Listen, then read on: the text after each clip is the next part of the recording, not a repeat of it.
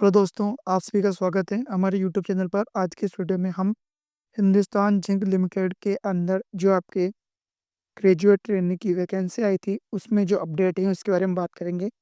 जो भी candidate channel पर पहली बार आए, कृपया चैनल को सब्सक्राइब जरूर करें ताकि आपको फ्यूचर में हर प्रकार की अपडेट्स मिलती रहें। जैसा कि आप सभी कैंडिडेट को पता होगा कि आपको कुछ दिन पहले जो आपके ऑनलाइन एग्ज़ाम कंडक्ट हुआ था, उसका ईमेल प्राप्त हुआ था। और जो कैंडिडेट उस एग्ज़ाम में अपीयर हुए थे, उन कैंडिडेट के आगे जो फ्यूचर में प्रोसेस होने वाले हैं, उसके बारे में एक ईमेल प्राप्त हुआ है। उस ईमेल में क्या जानकारी दी गई है उसके बारे में देखने वाले हैं। जो भी कैंडिडेट चैनल पर पहली बार आए, कृपया चैनल सब्सक्राइब जरूर करें। तो आइए देखते हैं इस ईमेल में क्या कहा गया है। तो यहाँ पर आप देख सकते हैं, ये ईमेल प्राप्त हुआ है। Dear candidates, you are hereby advise to upload your marksheet and other qualification related documents, scan copy of original and by accessing the link below, latest by 6 December तो यार चॉइस 2 PM। और आपको link दिया गया है। और यहाँ पर यह भी कहा गया है कि यदि आप इस टाइमलाइन के अंदर यदि आप डॉक्यूमेंट अपलोड नहीं कर पाते हैं तो आपको डिस्क्वालीफाई घोषित कर दिया जाएगा।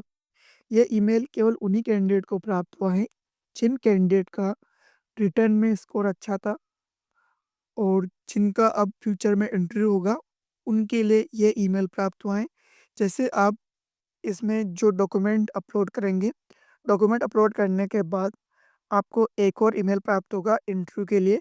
उसमें आपको एक लिंक दी जाएगी, या हो सकता है कि आपको जो भी प्रोसेस है उसकी जानकारी आपको उस इंटरव्यू के लिए जो मेल आएगा उसमें आपको पूरी जानकारी मिल जाएगी।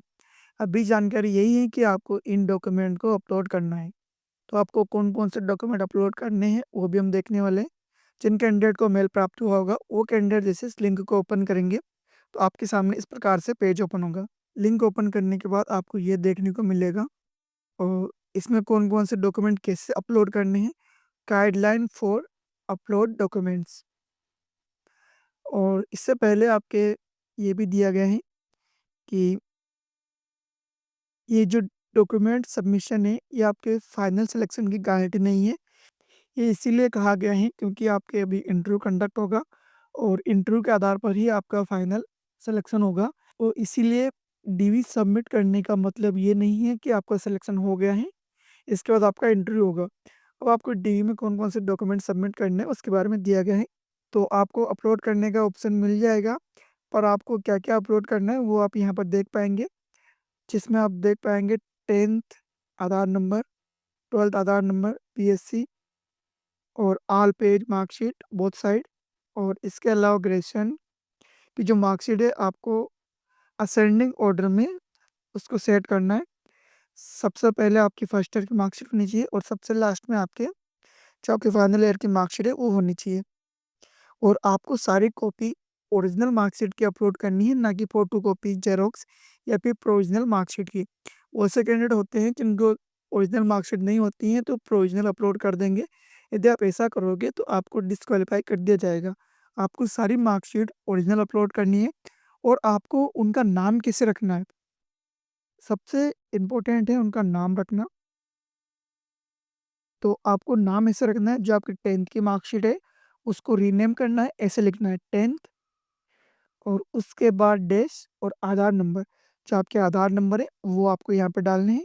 इसी प्रकार आपका 12th की मार्कशीट को रीनेम करना है, उस पर लिखना है 12th डैश फिर आधार नंबर डालना है और उसको सेव करना है।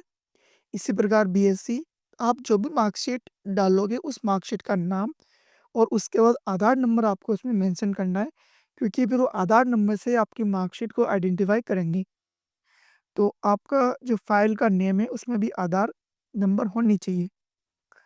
और ये सारे डॉक्यूमेंट आपको अपलोड करने हैं। इन डॉक्यूमेंट की साइज़ के बारे में दिया गया है कि आपकी साइज़ कितनी होनी चाहिए।